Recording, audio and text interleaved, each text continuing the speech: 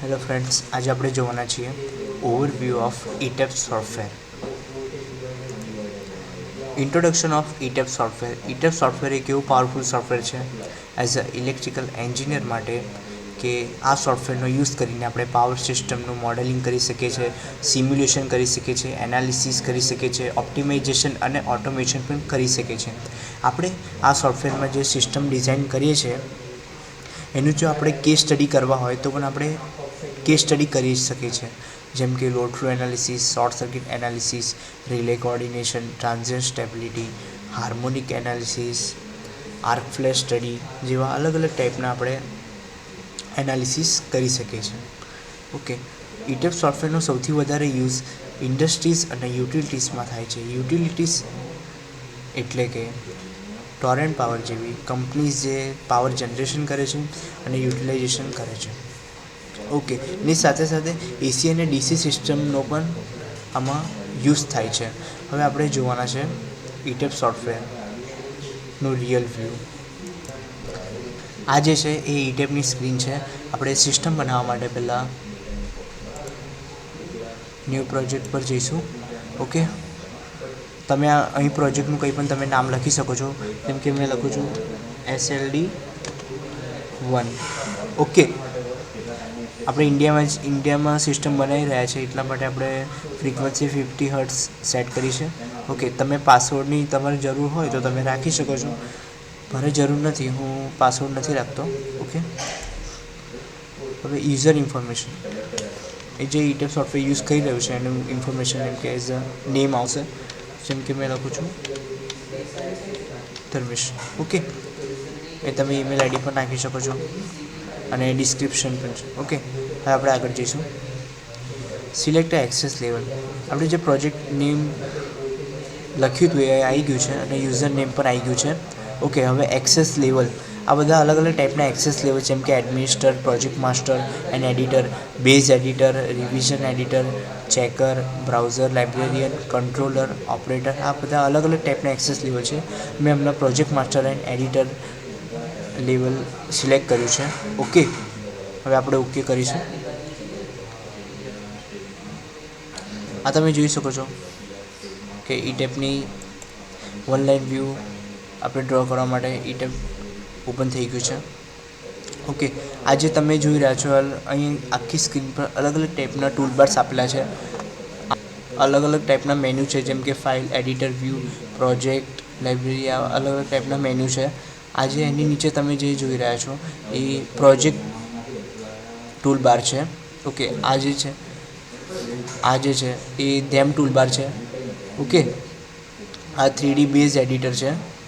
Okay, એની નીચે આજે તમે જોઈ રહ્યા છો એ એનાલિસિસના અલગ અલગ ટાઈપના મોડ્સ છે, જેમ કે એડિટ મોડ છે, લોડ ફ્લો એનાલિસિસ, પછી શોર્ટ સર્કિટ એનાલિસિસ મોડ, પછી arc flash analysis mode, motor acceleration, harmonic, transient stability, star Z protection coordination. Okay, star protection and coordination, DC load flow, DC short circuit, DC arc flash, battery discharge and sizing, unbalance load flow, time domain load flow, unbalance short circuit, voltage stability, optimal power flow, reliability assessment, optimal capacitor placement, switching optimization, FMS એટલે કે fault management and service restoration mode, પછી switching sequence management mode છે, પછી કન્ટિજન્સી mode છે, આ એટ્રેક્સ analysis mode છે, આ VVO એટલે કે volt VAR optimisation and control mode છે, આ લોડ એલોકેશન મોડ છે. ઓકે, આપણે અલગ અલગ ટાઈપના મોડ્સ જોયા. હવે આ સાઈડ જે તમે જોઈ રહ્યા છો એ સિસ્ટમના ટૂલ બાર છે, જેવા કે system manager, one line diagram, star system, star Z system, underground raceway system, ground grid system, cable pulling system, real time system, control system diagrams. Okay, control system diagram DC to CSD, geospatial diagram, UDM graphic logic editor, okay, system dumpster, scenario wizard, study wizard, project wizard, અલગ અલગ ટાઈપના system toolbar છે. આપણે જો આ system toolbars, જે system ટૂલબાર્સની જરૂર આપણે નથી એ તમે રિમૂવ પણ કરી શકો છો. અહીંથી આપણે રિમૂવ બટનથી સિસ્ટમ ટૂલબારને રિમૂવ પણ કરી શકીએ. જેમ કે મારે કેબલ પુલિંગ સિસ્ટમ રિમૂવ કરવી છે તો મેં હટાવી દીધી. ઓકે, તમે જોઈ શકો છો કે અહીંથી ડિલીટ થઈ ગઈ છે. ઓકે, હવે પાછી લાવી હોય તો તમે પાછી પણ લાવી શકો છો અહીં ક્લિક કરીને. હવે પાછી આવી ગઈ છે કેબલ પુલિંગ સિસ્ટમ. એટલે કે આપણે કોઈ પણ ટૂલબારને રિમૂવ અથવા એડ કરી શકીએ છીએ. ઓકે, હવે આ સાઈડ જે તમે જોઈ રહ્યા છો એ છે એસી અને ડીસી ટૂલબાર. આ જે છે એસી ટૂલબાર છે. ઓકે, આ એસી ટૂલબાર છે અને નીચે આ જે તમે જોઈ રહ્યા છો એ ડીસી ટૂલબાર છે. ઓકે,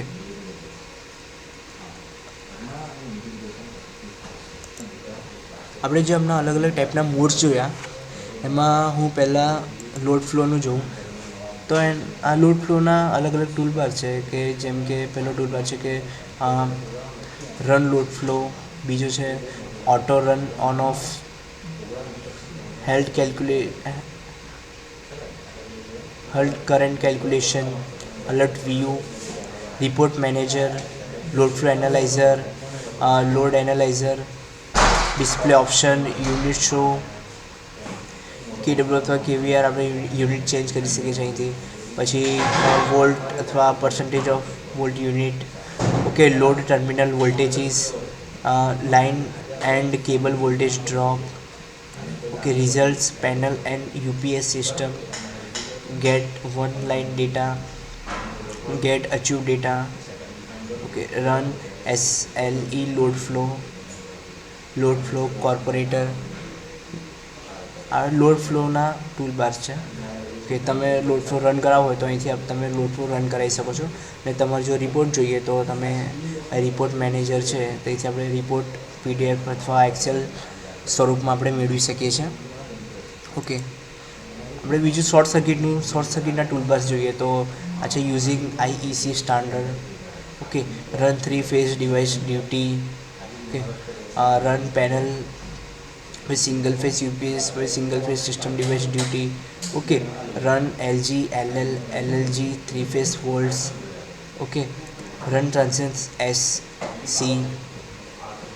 ડિસ્પ્લે ઓપ્શન છે, અલર્ટ વ્યૂ છે, પછી project report manager, IEC 61363 short circuit plots.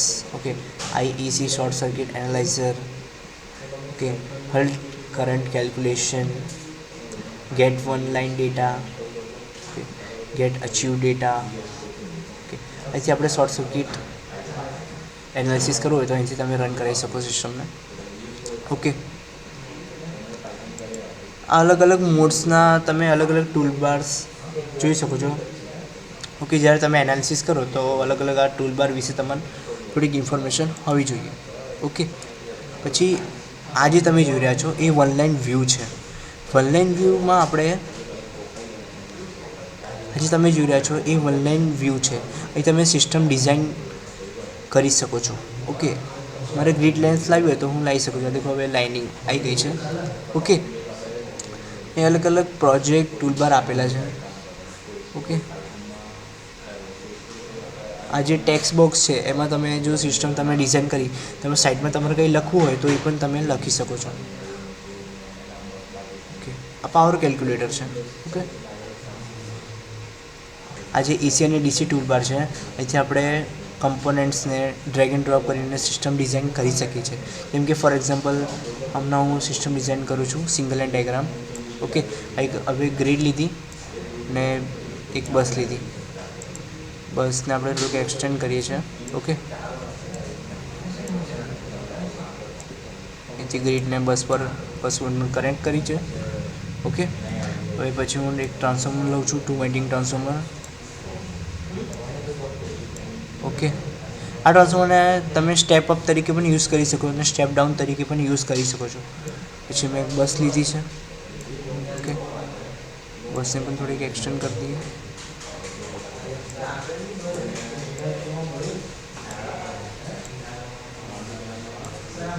Okay, હવે मैं एक लोड लઉં છું।